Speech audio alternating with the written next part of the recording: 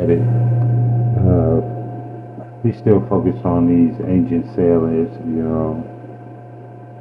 Uh, right now, I want to focus on the constellation of the swan, the eagle, and if you always heard me say it before, the Southern Cross, the Northern Cross, the Pillars of Hercules. We've been going over this over and over again, you know.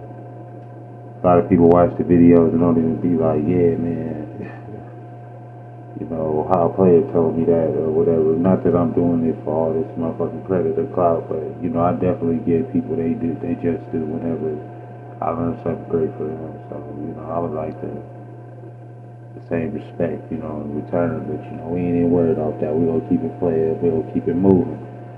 And right here, you know, we read this before. It says, it's strange that the Queen of Sheba should have come down to us as a sex goddess, and what the Bible writers thought worth mentioning about her in her reading her was her intellectuality.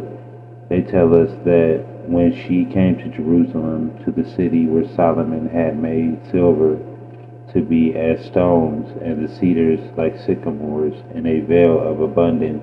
It was to prove that the hard questions, another legend to rumor that the legend repeats the theme of questioning intelligence as a form of tenuous but fascinating tie between the Library of Archives and the Church, the discovery of America.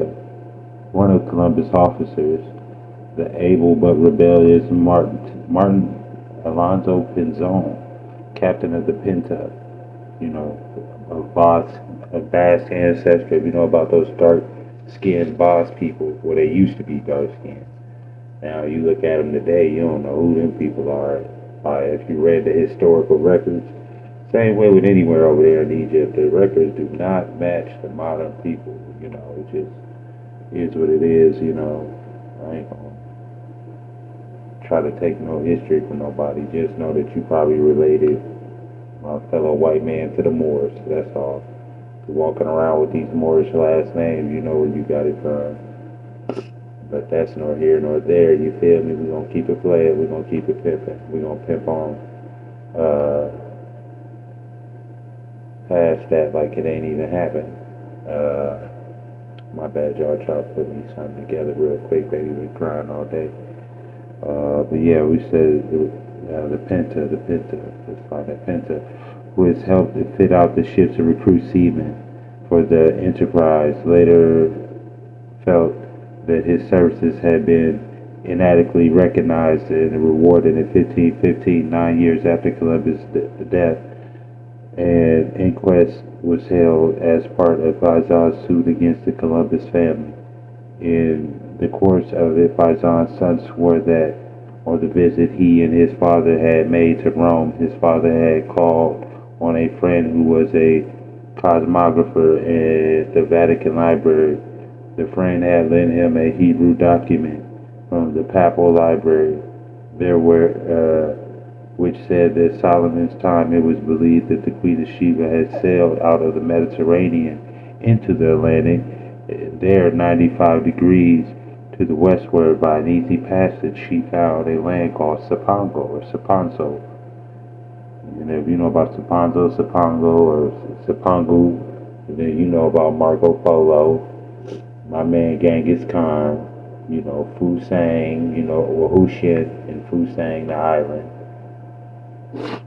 We start to notice that, you know, Columbus couldn't have been first. And also right here we have where they said that the Ethiopians were already going this way. So we know about uh,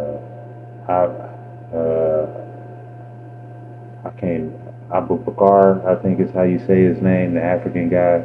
Supposedly they said left off the west coast of Africa, but he went to Egypt first, you know, to get, I guess, permission or whatever it was he needed in order to take this trip. And we gonna get into him too because I don't like the way people, you know, have been kind of like write him off, and if his story has some truth to it, that it should be recognized, you know. But right now, people ain't really trying to big up, you know, I guess, whatever I don't know what the fight is about between African and American. But shout out to these Marvel motherfuckers. Hopefully we can get past some black and brown hate and figure out what the fuck we doing next, because the shit's getting out of hand.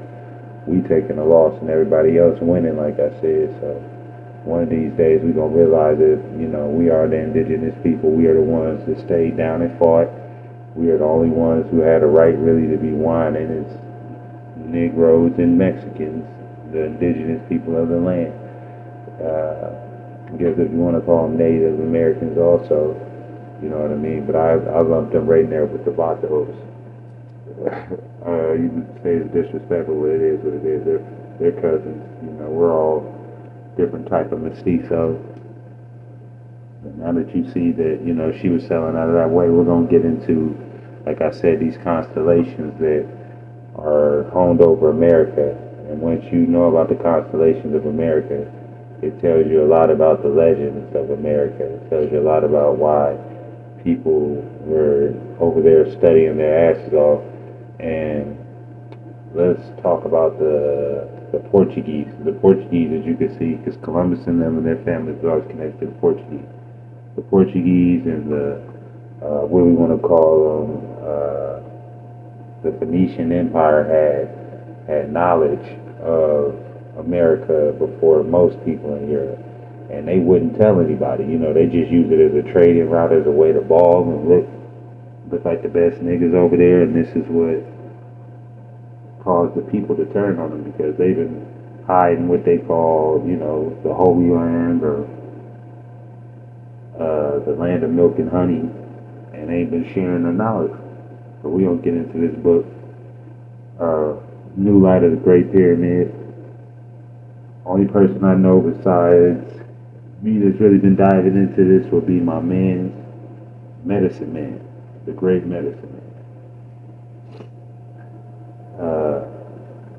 I found this by looking through that Masonry book, Ancient Mystic Orders of the Masonry book. I got that from that. Then I checked the sources, and then that led me there. So we're gonna get into that. One second, let me pause.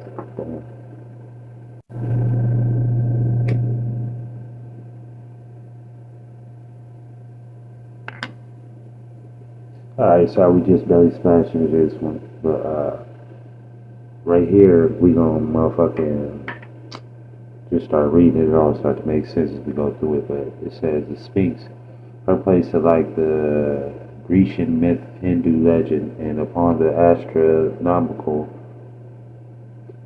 plane spirit set around the ring fences and planetary orbit 7, the Hebrew adopted Virgo and Frico, which is the rabbins said signified the division of the 10 constellations. For long, the ancient Virgo, Scorpio, being divided, and the Libra introduced, thus making the 12 zodiacal houses instead of the earlier Sephirotic 10.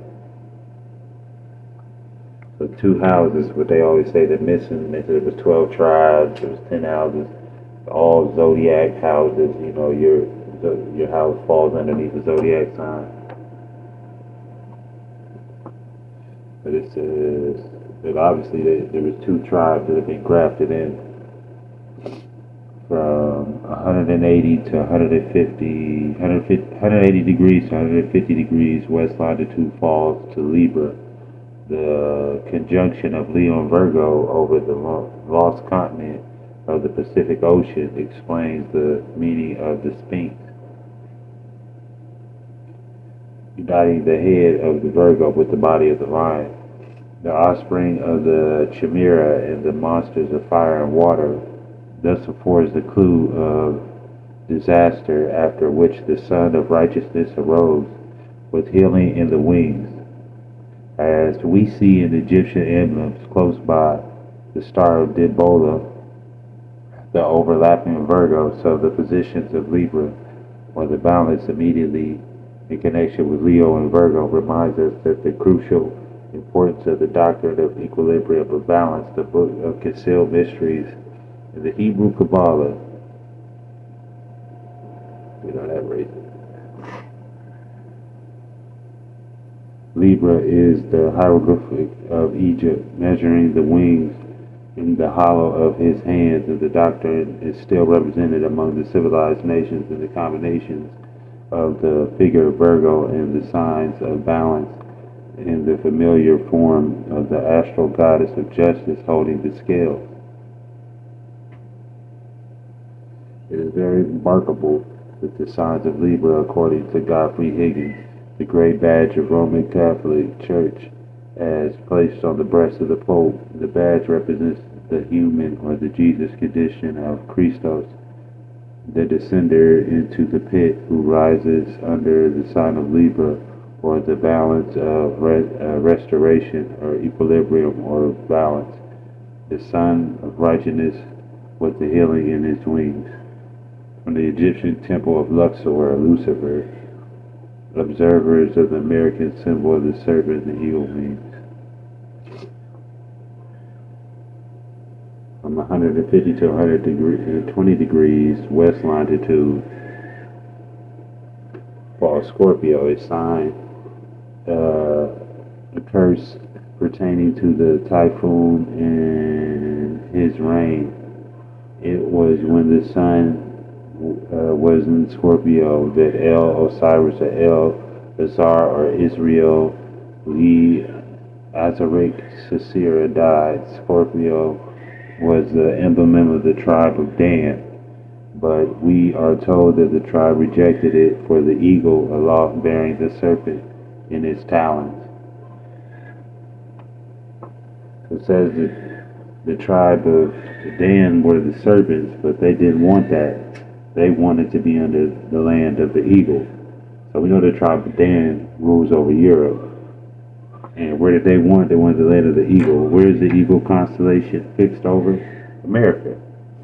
So we're going to keep on moving. We're going to find out why these Ethiopians, these North Africans, these South Europeans wanted to come over to America always. Okay. Let's see. They rejected it for the eagle, aloft bearing the serpent in his talons. Scorpio falls to the western North America, like I said, and here we find overhead the constellation of Hercules, who was attacked at birth by two fiery serpents. It is well known that by Hercules it was meant the sun, and this the 12 labors referred to the 12 zodiacal signs, says Parkhurst. The labors of Hercules seem to have had still higher views and to have been emblematic memorials of what the real Son of God and Savior of the world was to do, is to suffer for our sakes. So basically, as they're telling you, we know that Hercules went to get the golden apples. We'll get into that also, going into the Edda Bible. The Edda Bible has a whole bunch of bullshit in it, but there's a whole lot of truth in it, A lot of these people were trained to tell you two lies, and two small truths and a really big lie.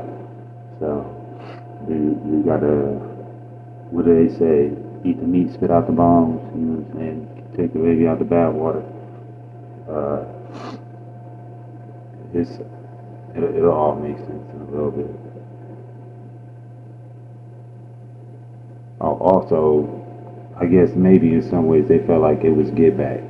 Because if you remember what Plato said, that let's go over there and talk to Plato. Oriental Masonry. 27. America, Atlantis, and as the curtain which has hitherto concealed the prehistoric connection between the peoples of ancient Egypt and of America is lifted, it will be seen that the people of the eagle on the Nile, being descended from the original people of the eagle on this continent, the twain are one, and that prehistoric America was the original Egypt or Eagle Land, prior to the mighty dispensation in the days of Peleg. When the earth was divided, and the great globe itself was nearly rent asunder, Atlantis as an island larger than Libya and Asia Minor put together, located in the Atlantic just beyond the Pillars of Hercules, generally assumed to mean the Strait of Gibraltar. Its culture was advanced, and it had a constitution suspiciously similar to the one outlined in Plato's Republic. It was protected by the god Poseidon, who made his son Atlas king and namesake of the island and the ocean that surrounded it. As the Atlanteans grew powerful, their ethics declined. Their armies eventually conquered Africa as far as Egypt and Europe as far as Tyrrhenia, Etruscan Italy, before being driven back by an Athenian-led alliance. Later, by way of divine punishment, the island was beset by earthquakes and floods, and sank into a muddy sea.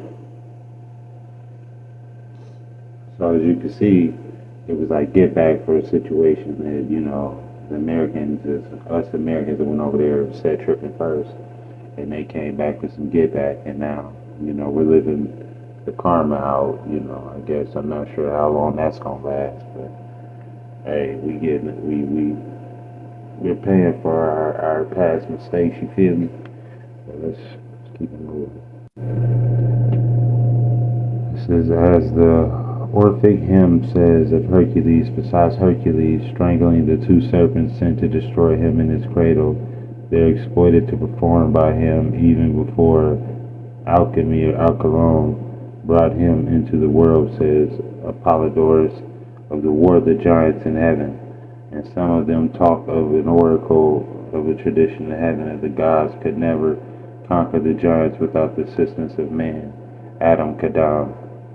Here, two overheads of Ophiuchus, my bad, the serpent bearer, while near by over the heart of the United States of America. Here overhead is Ophiuchus, the serpent bearer, while near by over the heart of the United States of America. Appears that only the eagle knows the astronomy, one towards the north and the other towards the south. Our eagle therefore is not a borrowed bird, but it is a territorial heraldic birthright, a set apart for America in the stars unknown ages ago. But the eagle more later on the presence in America of Dan's emblems reminds us that the Indians in their worship of the Great Spirit had no image of the deity, but like the Hebrews possessed a portable ark in which the deity was continually and specially presented as, which is regarded as too sacred to be touched by any profane hand. Moreover, like the Hebrews, the Indian had some living creature from the emblem of each tribe. Furthermore, that as King David danced around the ark in the circling course, repeating like all ancient religious dances the course of the planets around the sun, so that the ancient Indians of America celebrated the November or Pleiades festival of the dead, and chanting Hallelujah, Jehovah, and dancing around a sacred fire with Taurus horns upon their heads, like the horns of the Jewish altar of burnt offerings. According to Brown Diaz Montezuma, said to Cortez in regards to the creation of the world, our beliefs are the same. Sir Daniel Wilson says the conservative powers of language is indisputable, and that the kinship now claimed for the polysynthetic language of both hemispheres be correct. We are on the threshold of a significant disclosure. Gregg's Comparative Philology of the Old and New Worlds, London, 1893. The New World resembles common to the Old World. It's really remarkable, as certainly not accidental in the probability in parts directly imported and in part resulting from what I believe to be an archaic resendum common to most in all languages. Haley was a burden of every verse of a Peruvian song composed in honor of the son of the Incas. Add this.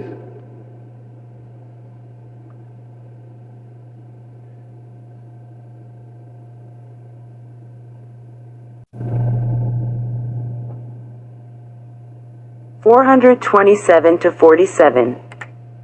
40. Cortes and Montezuma. Known that we are not descended from the original people of this land. Our ancestors came from over the sea, and the prince of that country came here and lived among us for a time. Long have we looked for his descendants from that country where the sun rises, and so, from what you say of this wonderful king of yours, I believe that he is the descendant whom we should acknowledge. We are indeed those of whose coming your oracles have prophesied, replied Cortes. We come from the great monarch, Don Carlos, who has many princes subject to him. Hearing of the fame of the great Montezuma, he sent us in his name to thee that we might tell thee of the true religion, the true Christian faith. Whatever is mine is at your disposal, said the court ooze Montezuma.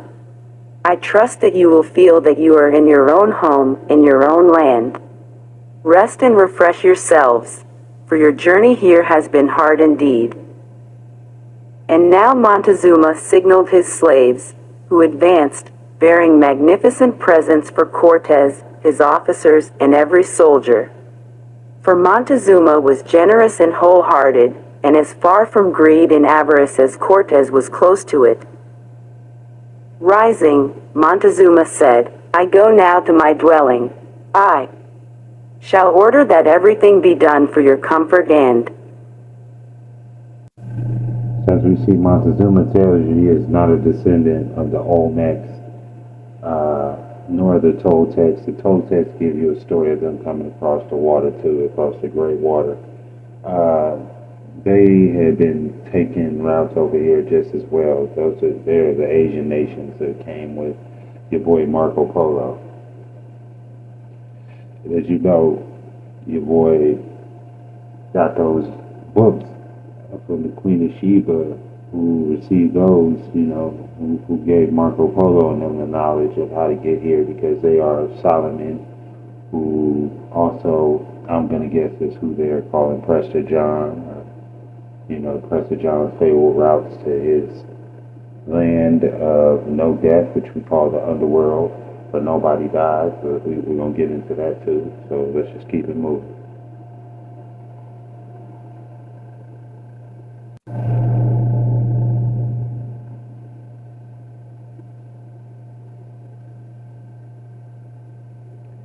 The Jah, the sacred name of the Hebrews, Arispis, and we have the origins of the ascription Hallelujah, or Helio Shalave.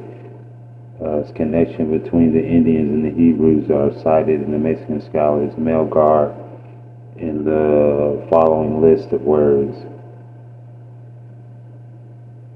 We have Canaan, Sinai, the wound down flying swan as an emblem of stick in America appears the beginning of Wagner's Redemption play. It's the deity Elab, September, Tisquin, Tisquire. So you see, they just run into a little language, you can play with that if you want to.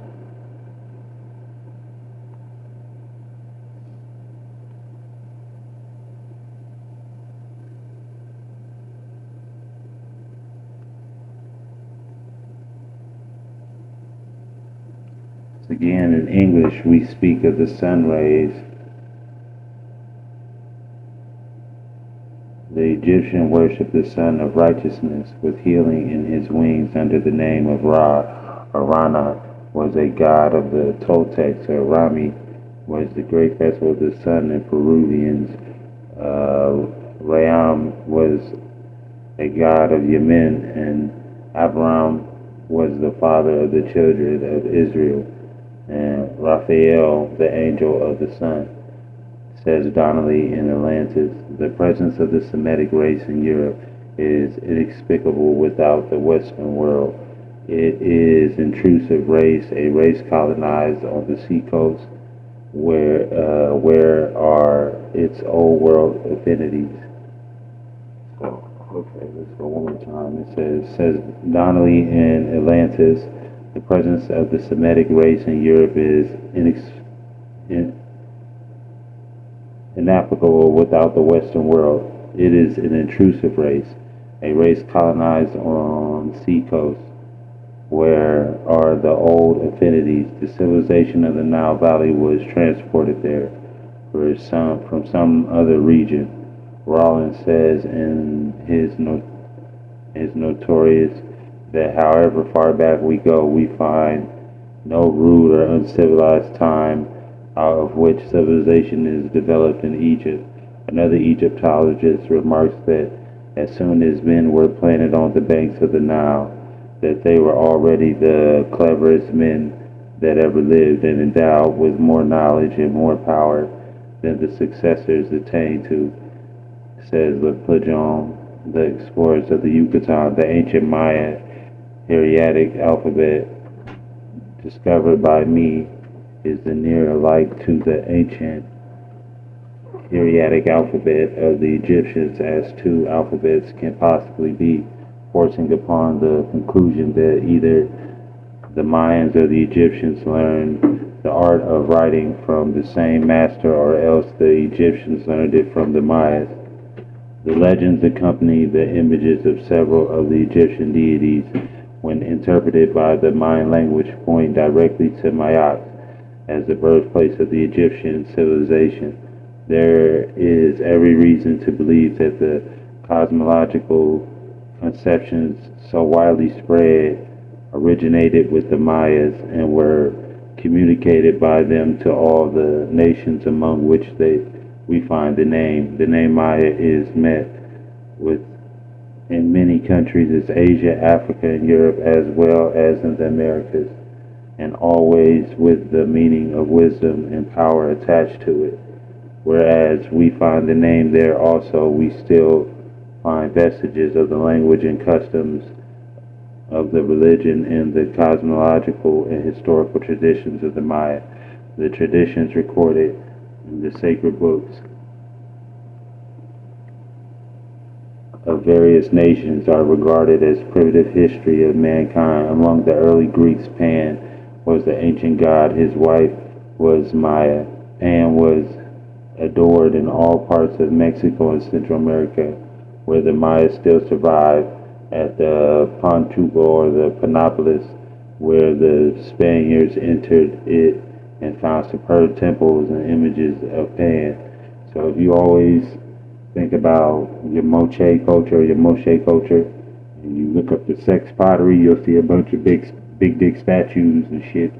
We will put that on here, but I don't want to get flagged. You know, they be tripping about the little pettiest shit, so we ain't even gonna put the Moche statues. But if you want to look up Moche sex statues, you'll see the iconic. They have like their own little porno going on. It was anal sex, it was fellatio, 69, all the freaky shit. So you can see how Christianity, whenever it came into being, especially after going into Mexico and all that, they wrote it off as this is the evilest place in the world because of the freedom, you know, to just do what you want to do. So, but let's keep it moving.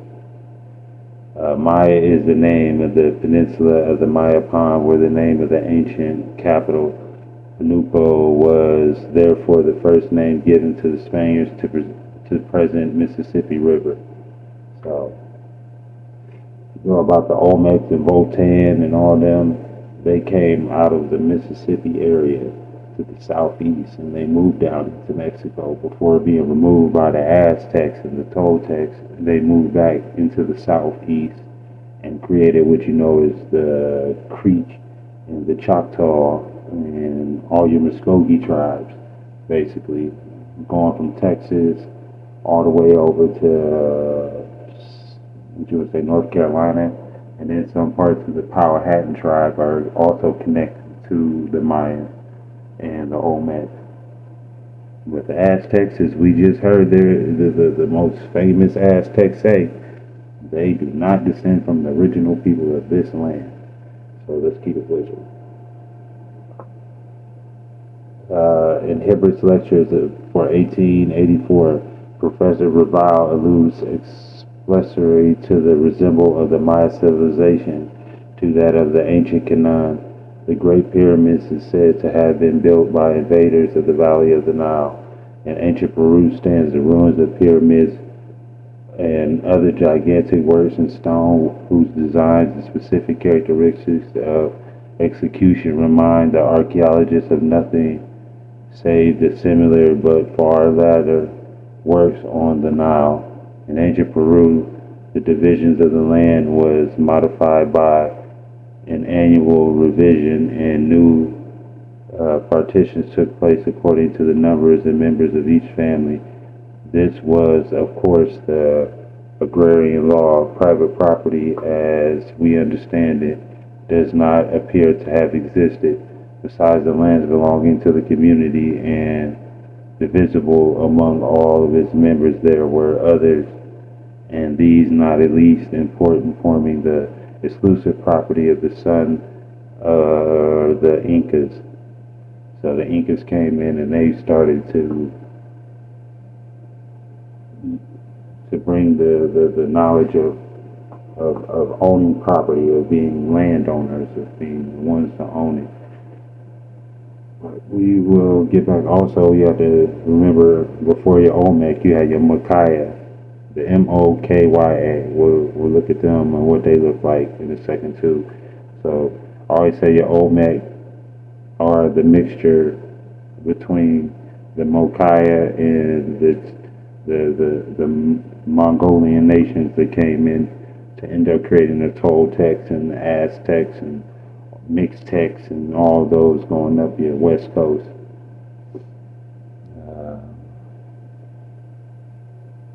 Let's keep it moving. Okay. Similarly, among the Hebrew, property could not pass out of the family. It sold mortgages or seized by creditors. It reverted to the former owner in the following year of the Jubilee. The Peruvians were the children of the sun. The Hebrews were the children of Israel, or El, Allah, deity, Elus, the star, Helios, the sun. Dr. Balab, or Benia, announces Nanu, Free, or Presi, or Vinet, the discovery that the relations of the Kwakwia and the Amaria languages to the Aryan and Semitic languages is very close. The common stems of all variants between the Aryans and Semitic tongues are found in their purest conditions in the Kwakwia and the Amara, whence it follows that the plains of Peru and Bolivia were the point of exit of present human race. So if that's what they think the present human race left out of, that'd be the same place Lucia, different people are credited as coming from.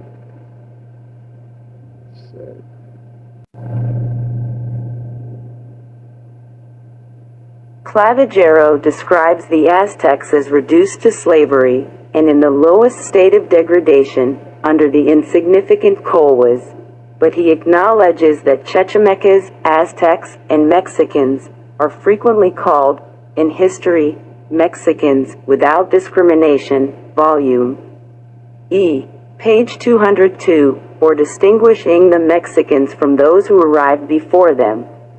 It may be allowed, as they spoke the same language, Clavigero, volume I, page 107, that Montezuma's race were Aztecs, but the following reasons are offered why they arrived by sea and not with the 7 tribes. It is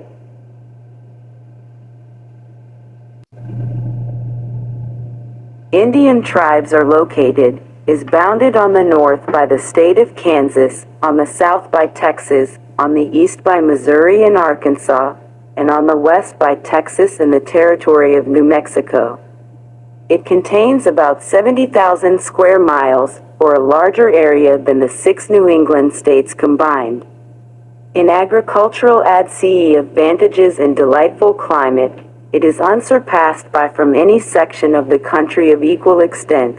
The south half of it is excellent for cotton, while common wheat and the best of fruits are produced in all its settled RTS of portions. It rivals Texas as a stock country and is much superior to Kansas in this respect. Coal, iron, miles lead, zinc, copper, and salt and petroleum springs abound throughout the territory. The coal is bituminous and lignite and is of a very superior quality. None but surface measures have as yet been developed. NTO of these, at the Kansas line, are found 18 inches in thick UBLIC. Nests. They increase as you travel south until near the southern boundary of the territory. They are 6 feet thick. Peru. NECTS. 2000. Arica. Enyet. Wealth. Dorax. Clued. Amen. Eline. Says the principal tribes occurring in the country are the Cherokees of the north, and the Creeks and Seminoles of the middle, and the Choctaws and Chickasaws of the south. They are known as the 5 civilized tribes. All of them except the Seminoles have a written constitution and a code of laws. These Indians have traditions that almost 400 years ago they occupied extensive territory in the northwestern part of Mexico. They probably belonged to the Aztec Empire, but we know it's the Olmec Empire. The Aztecs kicked them out. After the fall of Montezuma, they moved in a body across the continent to the shores of the Atlantic, being 15 years on the journey and fighting and conquering all hostile tribes that opposed them. They adopted the vanquished, while many of the weaker tribes sought the alliances for protection. Remnants of the Uchis, Alabamas, fire-worshipping Natchez, and other once powerful tribes may be seen today among the Cherokees and the Creeks. None of these obliterated. The mythic meaning of the priest, Greek priest, is one who stands on the outer border. Peru was the outer border of the ancient world empire of Atlantis. The Peruvians designated the large collections of tribes and nations who were under the scepter of the Incas by the epithet Taba Sinti Suyu, i.e., 4/4 of the world. The Persians' Mithric baptismal font were regarded as Egyptian origins. In Egypt, as Peru, the water used immersions absolutely cleanse the soul, and the person is said to be regenerated. So now we're talking about Prester John's, like I said, Fountain of Youth. We'll go over that one more time. The Persian Mithric baptismal font was regarded as Egyptian origin. In Egyptian, as Peru, the water used in immersion absolutely cleansed the soul, and the person was said to be regenerated. Paganism surviving in Christianity. The Egyptian name for the phoenix was the Phanat, i.e., supreme ruler. PH stands for the, and Nick may be rendered Incan, the sun, or of the sun, the supreme ruler of Peru. Von Rekrat, Menes, or Chiapas, Peruvian, Persian, or Hebrew, all worship the deity as a consuming fire or emitted the divine dealings in casting fire from the heavens upon the guilty men by throwing offenders into the flames and by systematic sacrifice upon fiery altars, such as points of similarity lend great interest to the fact that the Egyptians' name, the Hebrew, was Aparu or Apuria, with the P replacing the cognate B. Egypt and Babylon were all the sun. The supposition is also almost justified, says Capness, Mysteries of the Ages. that in the Hebrew impossible, also the Persian we behold tribes of the ancient Atlantis. The terror of the catastrophe of the destroyed their continent may have so impressed itself upon the minds and hereditary that the Hebrews' conception of God were more inclined to fear than love. It may also have been such an event as to appear like a divine judgment that caused the minds of the ancient Persians to make devils of the Hindu deities Deva, which devil signified a deity, and contrawise deities in Hindu devils. The book Genesis opens with the creation of the world by Elohim or Elohim. In the sacred books of the cliches, Alam is the engender. He was who gives beings. In the book of Revelations, we read of him who is the Alpha and Omega. In the Greek mysteries, we use the word nous or Penex, words foreign to Greek tongue and unintelligible to the commentators of the Hindu mysteries. The same words appear as Kanasha, Kanasha, words equally foreign to the Sanskrit and obviously of tradition origins like amen in English.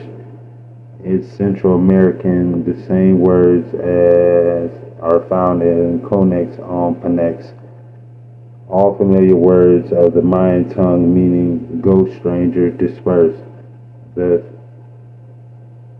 Thus corresponding to the enemies,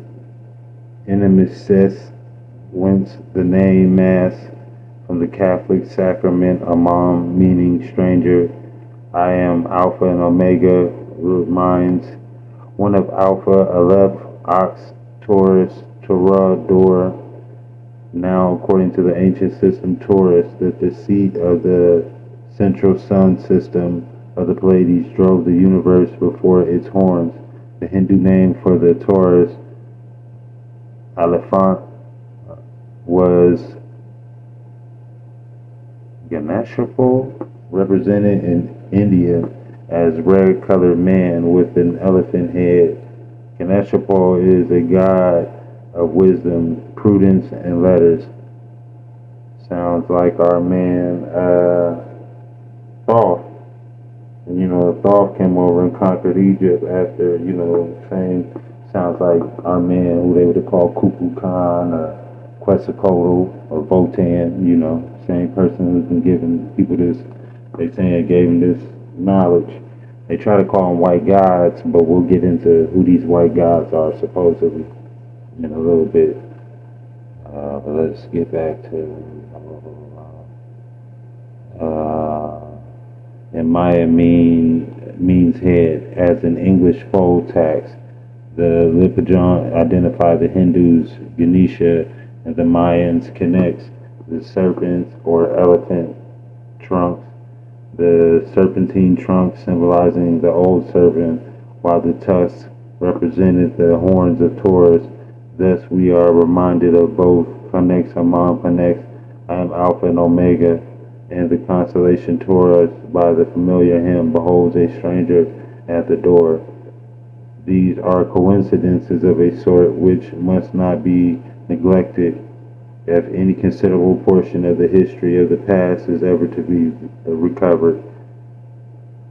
Coincidences of the same order as the long separated parts of a piece of a mechanism which, when finally put together again, constitutes a compass to guide our footsteps right through the bewilderment produced by seeing the sun of the Catholic Christianity turn back to 10 degrees of thousands of years upon the dial of history. But Dan has to do with the next constellation, Sagittarius in Sanskrit. Sagittarius is Danas, a bow, or a Danasan, or arrow, we shall hereafter recognize the Danasan, the great Dionysus who made conquest of all Europe and Asia with the red host from Meru. In Hebrew, Dan, the judging ruling as one of the tribes of Israel. Dan is the serpent, Ophiuchus by the way, an adder by the path, which is biting the horse's heels, and the rider falleth backwards. We know Sagittarius gets bit in the heels by a snake, and he falls backwards, which falls you over to the swan and the eagle, which will take you to America. So if you understand that, you understand the sailing route that everybody uses, or the constellation route of how you sail, using the stars. Sagittarius withdrawn bow and arrow covers the central regions of America from 120 to 90 degrees west longitude. Here more precisely we find already mentioned celestial eagle and the bird of Jove and Nisarok, or the Syrian sculptures, which constellation occupies the first decan of Sagittarius in the ancient Persian spheres. Close by Aquila, the eagle, lies the splendid constellation of Cygnus, the swan, whose chief status and form athwart the Milky Way, a splendid cross pronounced by Protector, a finer object than far-famed Southern Cross, which also lies in the Milky Way south of the equator. Like the eagle upward, onward, let the soul in faith be bore, calmly gazing skyward, turn where the cross God's love revealing sets fetid spirits free, where it sheds the wondrous healing, there my soul the rest shall be. Cygnus the swan was said to be the shape in which Jupiter visited Leda or Prelude, causing her to bring forth the ill-starred Gemini. This might signify a solar attracted leading to the drawing aside of some planetary mass and subsequent division into two mutually destructive bodies whose change of equilibrium and balance were fraught with disaster and disorder. Throughout the solar system, certainly the relations of the water constellation Aquarius Reuben to the Arabian star Bilba are more tolerable, viewed astronomically than read as human history. The Sagittarius constellation of the eagle and the swan remind us that according to Pletcher, the eagle and the swan came from a remote part of the earth. The Canaanites, the Cygnites, and the Swanites were a sister tribe of the Mizrahites.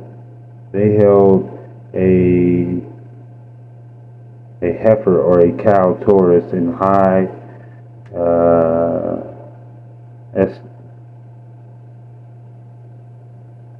estimation. This may explain why they are their near connections. The builders of the American pyramids chose 30 degrees east longitude as the site of the Great Pyramid, which monumentalizes this entire astronomical geographical system. In early times, colonies went by the name of the deity that they worshiped, or the name of the insignia of the hieroglyphic under which the country was denoted. Every act of such people was placed in an account of the deity under such vice. Thus consisted of saying that the Egyptians' eagle or the Canaanite swan did such, and such things. They said it was done by Jupiter, who were Ammonian priests, came to the Attica under the conduct of Jupiter in the shape of an eagle. By this is meant that they were Egyptian priests, and eagles was the device in which their standard as well as insignia of their nation. Some of the same family were found among the Atlantis survivors of the lost Atlantis in the Atlantic Ocean, who escaped to reside in Mauritania. According to Prescott, the great standard of arms and Republic of Tlaxcala was golden eagle with outspread wings in the fashion of the Roman signum, richly ornated with emblems of silverwork. So as you can see, we have the Egyptians underneath the Ammonian priests. So you see that, and they say the Canaanites and the eagles of America. Oh shit.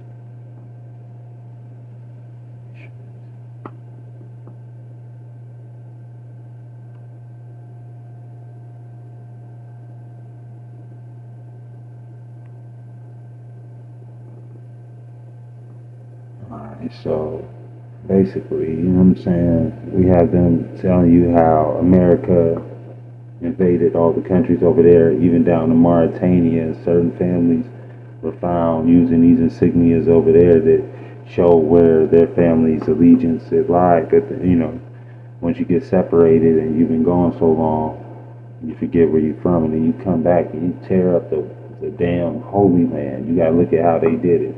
Look at America now. They raped and pillaged it. The United States standards appropriately exhibited the arrows of Sagittarius and the talons of the national eagle, while the Great Pyramid itself is the key to the whole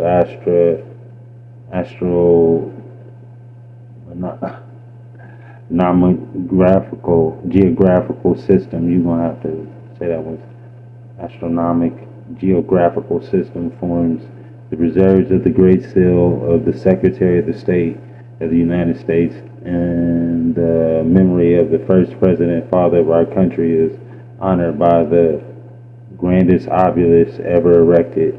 Great crisis in human experience often brings the surface of unsuspected things previously hidden in the depths of the heraldry consciousness of the race. Thus, a time of fierce religious persecution on the continent produced a strange phenomenon of a boy preacher whose impassioned discourse, improved through hours at a time, were applicable to the authorities, who held them under arrest only under the hypothesis of diabolic possession. Thus, too, at the close of the long struggle for independence, the lately hereditary consciousness of a people, henceforth to be entrusted with the destinies of the old world, being stirred to the very depths and manifested in the spontaneously and without reflection in the choice for the national insignia of the pyramid, the obelisk, the eagle, the azure expanse, the stars which fought in their course against King George, as once this self-same continent that had fought against Caesarea, and the continent that had the Crimson Stripe, which were the healing nations, while at the first seat of the government of New York City, the self-same groundswell and deep-seated Egyptians brought into existence the Egyptian architecture of both the prisons known as the tombs and equally the Egyptian city reservoir. That the architectural bent had previously manifested itself on this side of the Atlantic is shown by the venerable ruins of Uxmal and Chichen in the Yucatan, directly south of the Mississippi, where there are massive stone pyramids so ancient that they support trees growing in the soil deposited on the summits from the atmosphere during the thousands of years the pyramids, which were old before the days of, of the pharaohs. It has been a standing source of regret to American artists that the suppose our country had been heraldic insignia its own, far from the being true. We see the guides by the same power which determines not only the destiny of races, but also the physiognomy the great republic entered at the hour of her birth, its full possession in the magnificent equipment and insignia purely and solely her own. Demonstrations that the republic does not display borrowed crests and coats of arms should secure to the national emblem proper appreciation and careful protection by legislation from being either vulgarized or sordid purposes of trade or profaned by partisan misuse. Let it, let it then go forth to the nations of the world, and this year, 1893, being the 170th year in the national existence and the 401st year since the rediscovery of the continent by Columbus, that over America alone does the eagle occupy his original and rightful position in the skies, the eagle of all other nations being either appropriated without archaeological or astronomical warrant, or inherited from an ancestor driven by cataclysm above, a war below, far from the ancient home to which the emblem of the eagle forever points. Centuries before the Christian era, teachers of the Pythagoras had taught that the earth is a sphere and that the water bounding Europe on the west washed the shores of Asia on the east, but the law of gravitation had not been discovered, and the world found it impossible to conceive of a hemisphere in which trees would grow downward into the air and men walk with their heads suspended, similar in spite of the plainest facts that the universal history saw from modern modes of thought and notions of divinity, and thus shapes that the end of the nation of individuals that cultured people of today find impossible to perceive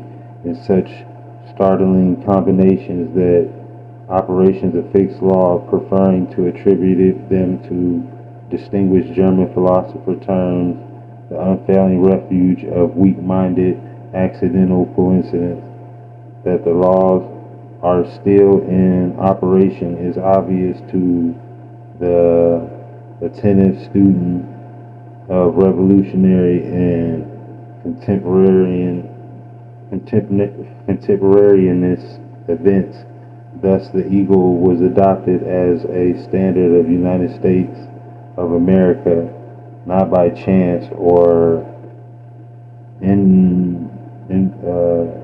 inadvertentness, but deliberately and in spite of the outspoken opposition.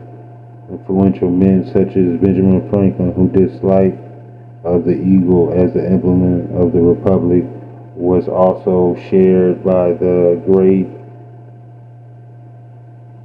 Audubon. Again, in 1782, the Great Pyramid was chosen particularly without debate from a number of designs for the reserve of the Great Seal of the United States of America by the ancestors who wrought more wisely than they knew.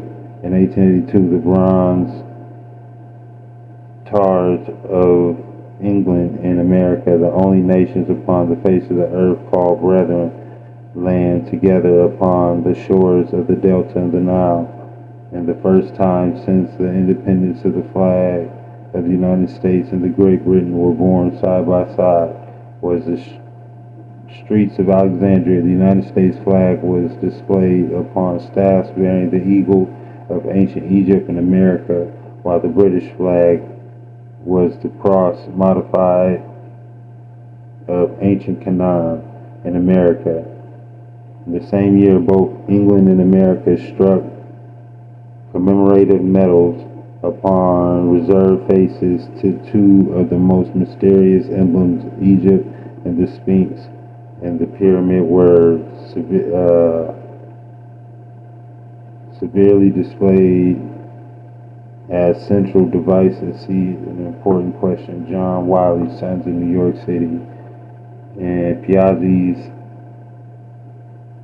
I don't know what that is. The correct is seeing that the Sphinx and the Canaanitish work, it was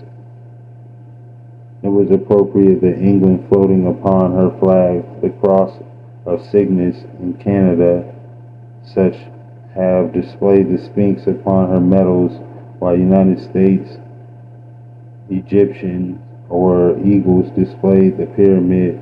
In the same year, 1882, the cities of London and New York were respectively graced each with one of the two obelisks that were our father Joseph and Mary, the Prince of Asenath, had stood on each side of the portal of her father's temple.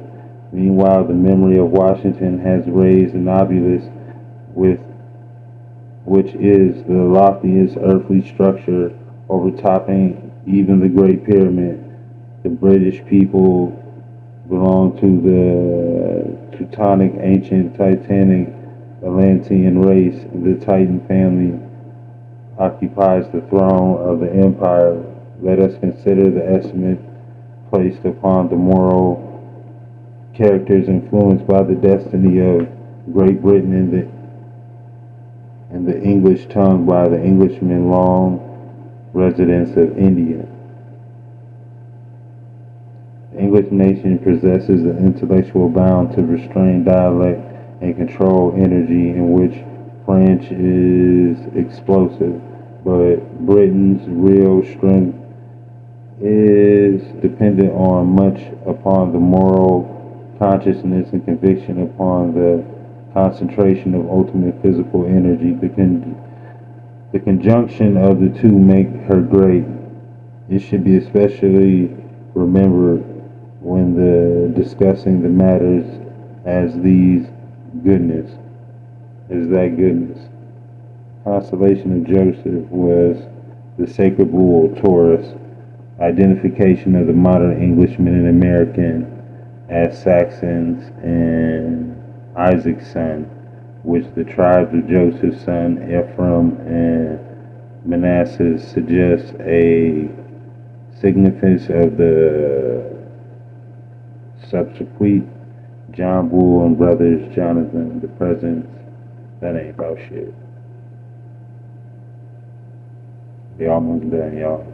Looking inward, it can act outward. Only thought that the intellect upon which the limbs it is dependent, intellect in ungenerated state positively, mightily in action, regenerate states, it becomes both mighty and positively good. It is present moral life of written in which all good, tender, emotional principles are displayed, and subsequent by hard, self-reliant intellect. They are necessary in the depths of insistencies, and we ain't trying to hear all that bullshit about Great Britain. We know them ain't the real Britons, but we gonna keep pushing because there was something I wanted y'all to get.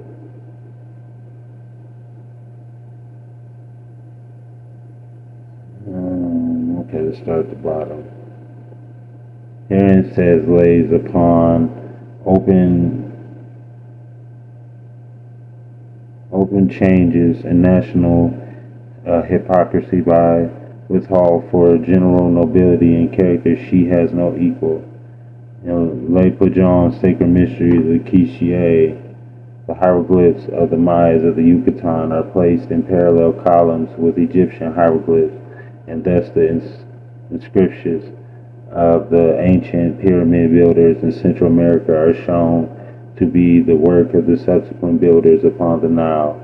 The great earthworks of the ancient race of the Ohio Valley were examined by late Sir Daniel Wilson, who described them as characterized by the perplexing elements of elaborate geometrical figures executed in gigantic scale, giving proof of skill fully equaling that of scientific land surveyors.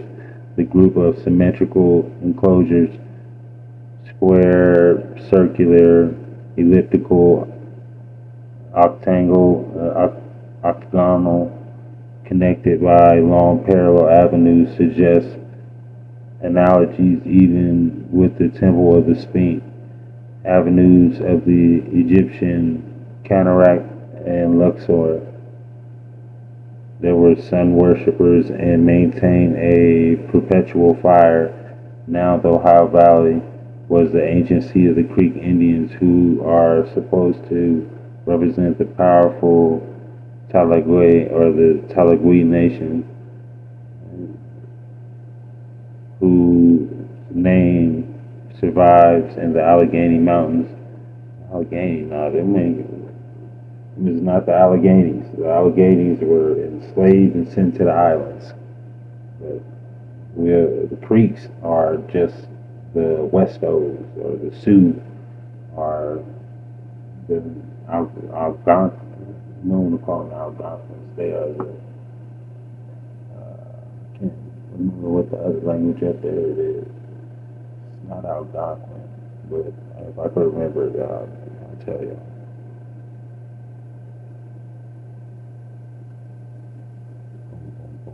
Allegheny Mountains. In Greek of Homer says, Count Volney, I find the customs and discourses and manners of the Iroquois, Delaware, and the Miamis, the tragedies of Sophilius and Euphedius paint to me almost literally the sentiments of the red men,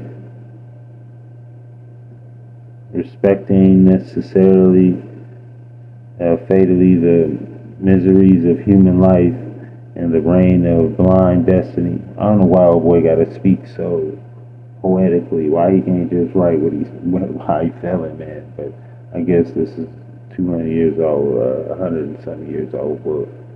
Recently, in translating the New York Testament into the language of the Creek, the New Testament into the language of the Creek Indians, the construction of the Creek language was found remarkably like Greek. American students of classic may yet find that we are more to Hecuba and Hecuba to us than has been dreamed on. The philosophers compare the following specimens vocabularies for the Greek Apollo. We have the Creek or the Indian Appalachians mountain, or the Mount Olympus or Mount Olemi, or the Potomac River, or the Tallahassee, or the Tallahassee. So we have the Creek. Let's just skip the Creek part. Any of the Appalachian Mountains for Mount Olympus or Mount Olami, for Potmans or the Potomac River. So those are just some different correlations of America and the different stuff they use in their legends and mysteries of the incarnating Son of Righteousness. It is condemned, thou shalt call his name Jesus, and among the Algonquin Indians the name of the Son was Jesus. So let's read that one more time. Recently translating the New Testament into the language of the Creek Indians, the construction. The Greek language was found remarkably like Greek. American students of the classic may yet find that they are more like Hecuba and Hecuba to be than has been to us than has been dreamed. Hecuba and Hecuba to us than has been dreamed. And for our philosophies, compare the following specimens vocabularies. For the Greek Apollo, we have the Creek Indian Appalachian Mountains, Mount Olympus, Mount Olami. For the Potmans, the Potomac River. For the Tallahassee, we have the Tallahassee of the incarnated Son of Righteousness. It is commanded, thou shalt call his name Jesus. And among the Algonquin Indians, the name of the Son was Jesus. And the Son from sleep awakening started up to behold me. Jesus, the great Son, behold me. Krishna, the son of the Hindus, appears among the Blackfoot Indians in the following. The Son of Righteousness, the Fire King, Moloch, or Melchizedek, or King of Righteousness, without father or mother, or beginning, or end of days, no night there, i.e. the light of the world, the day, the star from the high, great spirits, El, Helios, Apollo, Paul, or Saul, evil spirits, Hell, Apollyon, Saul, or Sheol. Again, the Greeks tell us of Ornadius, the heaven which Uriah the Indians call the blue heaven, or Anaya. Sir Dan Wilson, Plato's tells of the priests of the Atlantic always wore blue mantles and administering justice of offering sacrifice. Assembled the people every 5th or 6th year, honoring the deity. 565 are the numbers of the sacred name of Jehovah. Professor Whitney says there are infinite possibilities of expression in the American language, and it would only need the sum of Native American Greek races should arise to find it is full of thought and fancy, and put to use the noble literature, and it would find rightfully admired as rich and flexible, perhaps beyond anything else in the world, new life, growth, and language. The Aborigines of America belong to the red race. Now, the most ancient divisions of the human race describe man as red, white, and black. During the sway of the Ethiop, whose name is derived from fire or opus, the serpent, red, or the phonic, was a royal color, or red blood, not blue blood, and now was said to flow in the aristocrat's veins. The early atheist worship, says Major General Furlong, that the British Army in India were the true Maris or Mirapis, and first, and the Tartars and Mongols. In the land were developed Aryans of the Skis. Humboldt says that the red race in the picture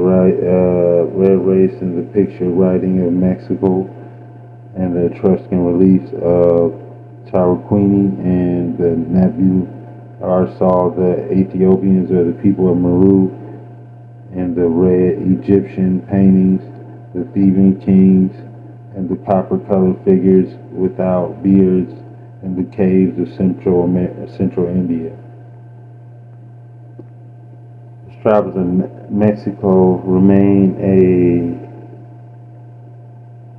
granite head buried under the gods or goddess of serpents, other brute creatures, and very facsimiles of those in Egypt. The head added it might have been dug from the ruins of Thebes in early Greek times. The red Thracians, and passing through the land which he long had ruled, to settle the future Etheria, which Etrusco Ethiop affinities Jove was painted in red on a high festival day. Noble Romans also adore themselves with red on great occasions. Adam and Adamites were thought by Josephus to be the red earth race.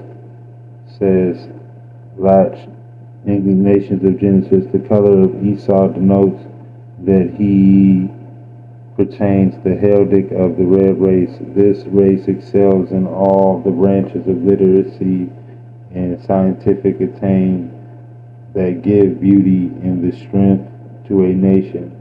The history of the Heldic race shows that they were the most learned of the races preceding the deluge. Among them were the mighty men and the men of war, the judges, the prophets, the prudent, and the ancients of honorable men, and the counselors of the eloquent orator. The indignations are of the Heldic built in the altar in the midst of Egypt, and the altar most probably is the Great Pyramid. This most people are eminently qualified, both physically and mentally, to erect such wonderful monuments, and the altars of witness, such as the altars must have been made as durable as time itself. Therefore, the Great Pyramids really is a altar erected by the Hittites of the red race. Then it must have been constructed between the years BC 13,465 and BC 12,098. Among the Greeks, who also find, besides Apollo, Crete, Indians, Appalachian Mountains with his lyra is set in the skies adjoining Cygnus, the singing swan, and the true Canaan, now Canada, as the god of music, and the god of Pan, which his pipes, thus bringing the Pan pipes like a harp to the American soil. Still another striking coincidence is found in the following citations. Some fanciful tales of supernatural origins from the heart of the mountain of the migration to the eastern seaboard of subsequent return, the country of lakes and rivers, and where they finally settled, comprise, says Brownwell, in the Indian race of North and South America mostly, that is noticeable in the native traditions of the Six Nations, but says Daniel Wilson in Lost Land is that the value of such traditionary transmissions of natural history among the unlettered tribes has received repeated confirmation as the fanciful tales of a supernatural origin from the heart of the mountain is simply a literal rendering of the old Greek or Creek metaphors of the tauntness of the children of the soil, symbolizing by the Athenians wearing the grasshopper in their hair. There lies before the vast, complicated problem in the America's race, says Professor Whitney, and their language that must do by far the greatest part of the work in solving it. Rhetoric was the cultivated the Indians' council house no less earnestly than the Athenians' ekalish, or the Roman form, accurate reasoning, persuasive eloquence, demanding all discriminating refinements and grammar of choice of the terms in which the vocabulary supplies the vocabulary and use of some rural dialects of England has been found to include less than 300 words, whereas the Iroquois thought a untutored savage possessed a language marvelously systemized and beautifully in structure, well adapted to the requirements of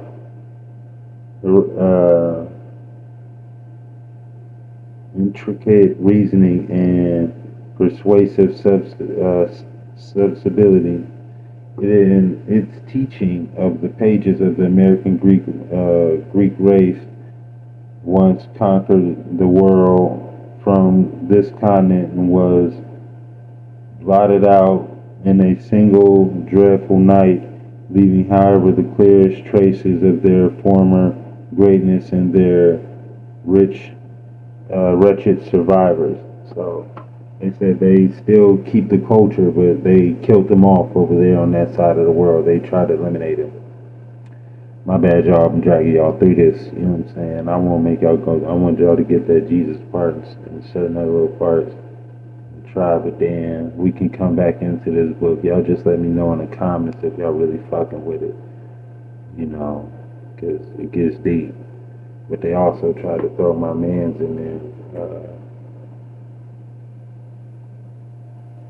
This dog's name.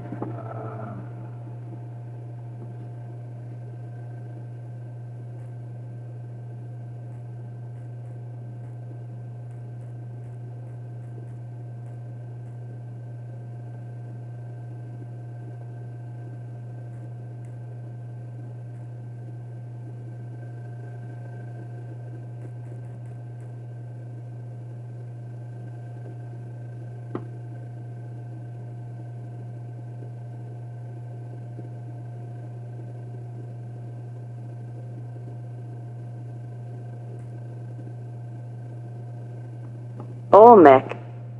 1 of 3. Google. 443. Book L. Antiquities. 177. Of the Mississippi they are rarely encountered. It might be a curious inquiry, why in those regions, at present so thinly inhabited as Tartary and Siberia, these remains, which indicate a fixed population, should be chiefly found. It is fashionable to account for these things by the supposed revolutions of this earth. Perhaps the most rational mode of accounting for them is by our own ignorance. The Pyramids of Egypt are perhaps the oldest monuments of human labor in that country, so favorable to the production of a numerous population. The Pyramids of Mexico, which are but little known, and yet scarcely less considerable, like those of Egypt, have their origin hid in the night of oblivion. Humboldt is of opinion that these edifices must be classed with the pyramidal monuments of Asia, of which traces were found eves in Arcadia, for the conical mausoleum of Callistus was a true tumulus, covered with fruit trees, and served for a base to a small temple consecrated to Diana. The Greeks, who were successful in the chariot races at the Olympic Games, to show their gratitude to their horses, gave them an honorable burial, and even erected pyramids over their graves. The great altar of Jupiter, at Olympia, was nothing more than a huge mound of earth, with stone steps to ascend. Humboldt remarked with astonishment the striking similarity of the Asiatic and Egyptian pyramids to those of Mexico. The similarity of those which he describes to the mounds or pyramids on the Mississippi is still more striking, but not a matter of so much wonder. The only difference is that a few of the Mexican pyramids are larger, and some appear to have been facade with stone or brick. Like those of Mexico, wherever there has been a considerable town, we find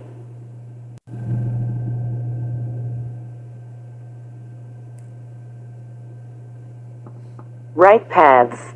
I venture to make these observations here primarily, first, as leading me directly to the arguments which I have to adduce in support of my theories, and 2dly, because the learned Baron, in another part of the same work, and again in his last publication, Cosmos, seems to countenance the ideas of some others, who have held that there were originally various distinct creations of beings of the human race, contrary to our faith that God hath made of one blood all the nations upon earth. In the same chapter he says, perhaps this race of copper-colored men, comprehended under the general name of American Indians, is a mixture of Asiatic tribes, and the aborigines of this vast continent, as if the two races were essentially distinct from each other, and as if the copper-colored men, comprehended under the general name of American Indians, with all their mixtures, Could not all of them have been only different migrations of Asiatic tribes, earlier or later arrived on the new continent? In his last work, Cosmos, Baron von Humboldt expressly acknowledges the unity of the human species, but he seems at the same time to qualify this admission by quoting approvingly a passage in the works of John Muller thus: whether the existing races of men are descended from one or from several primitive men is a question not determined by experience. Supposing that the translations from which these quotations: First Origin of Man, 387, entire extent of North and South America, Australia, New Zealand, and the Isles of the Pacific, and the occupancy of these regions dated so far back as to develop in the inhabitants, under the operation of certain laws, but imperfectly understood, distinctive traits of national character. The primitive condition of these people, for the most part, was that of barbarians, but in a few instances, under favorable conditions of natural forces, they cultivated the arts, and developed a very considerable degree of civilization. We confess, in attempting to trace the career of man, that there are no continuous streams which enable us to ascend to the common fountain of life. The ancestry even of the most intellectual races, when traced back for a few thousand years, becomes involved in a Cimmerian darkness. Whence sprang the Celt or the Teuton? When did the Negroid type assume its distinctive features, and by what influences has it been perpetuated? How can we explain the primitive and unique character of American language? How explain the peopling of continents and the isles of the sea, girt by barren waters? In vain do we seek any meaning beyond being a common English or classical one, derives from West Africa. March was a Carolina Indian male slave, and we really do not know whether his name had an African or an Indian etymology or a combination thereof. Wally was another Negro name, perhaps so common because in Bambara it meant work or act and in Hausa a short walk. 20 It must be remembered, however, that coastal Georgia, that is, the Spanish province of Wally, for some years had been a prime source of Indian slaves. If the English name Wally has any camouflaged significance, one might do better looking to Spanish Guale rather than to African Nigeria and Mali. A popular American Negro name was Fanny, which can be traced to Europe. It should be kept in mind that Fanny also was the Chickasaw and Choctaw word for squirrel, Fanif in the Mobilian trade jargon. One also has to be cautious when insisting on the African origins of slave names such as Hagar, Haga, Lazy, Phoebe, Phoebe, Friday, Abby, Abba, Thursday, and many others, because Indians also bore these names. In these instances they probably did not have any hidden meaning, and those Negroes who were Indians were not trying consciously or subconsciously to perpetuate an African heritage. Spanish names, including Maria, Catharina, Juan, Antonio, and Francisco, appeared among Southern slaves, and without more information it is impossible to tell whether these Negroes were Africans or Indians. Considering the role played by Spanish and Portuguese slavers in Africa and by Spaniards in the West Indies, and taking into account that so many Florida mission Indians had been captured, the presence of Spanish Christian names was inevitable. In South Carolina, a good guess is that more often than not they were Indians, especially, as will be seen, if they were females. Sometimes Negro slave names fairly clearly indicate Indian ancestry. For example, Deer, Buffalo, Maha, the hawthorn thriving throughout the South, or Redskin Peter.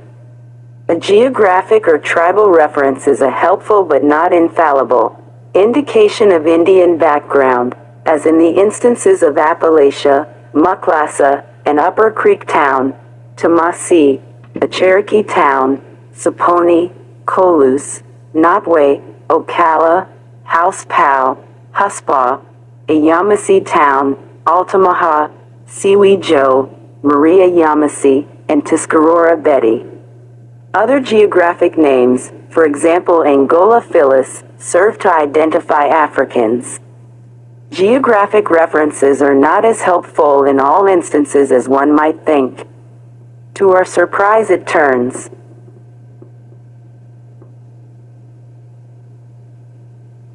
on the Rhine, in France, Brittany, Italy, and other parts of the continent of Europe, as well as in Great Britain.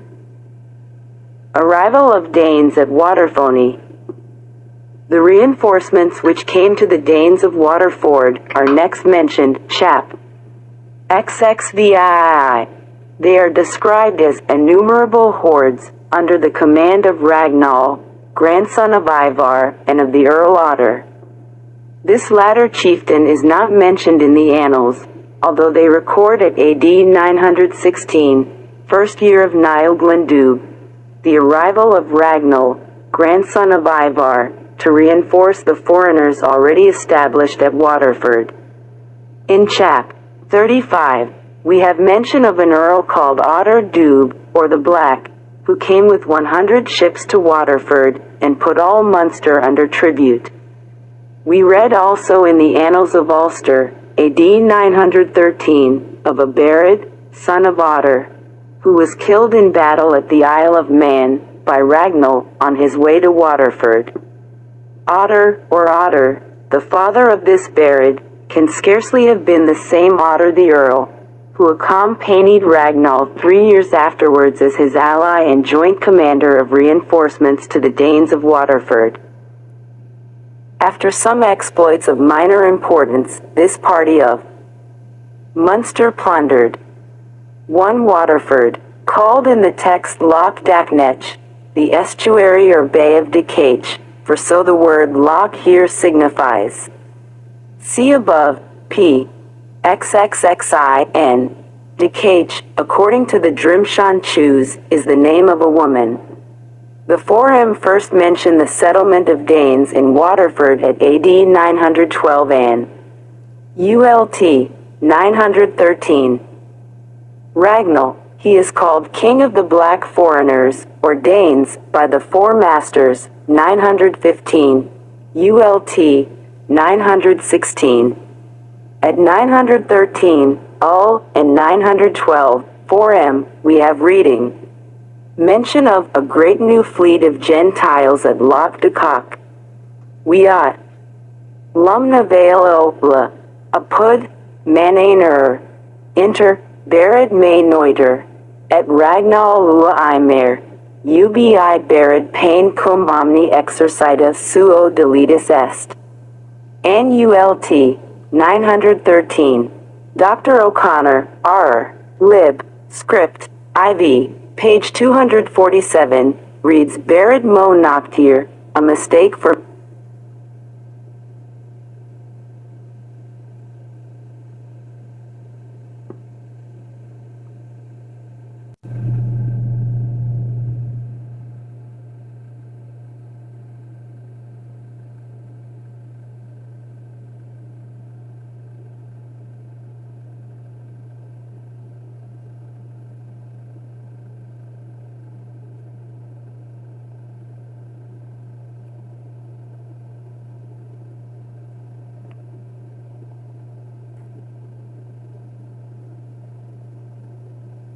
.307 p.m. 31%. Skin. 4 of 12. Plate 148. E-bit of red canoe in typical shell illustrating divergences between original red sketch and black finishing outlines.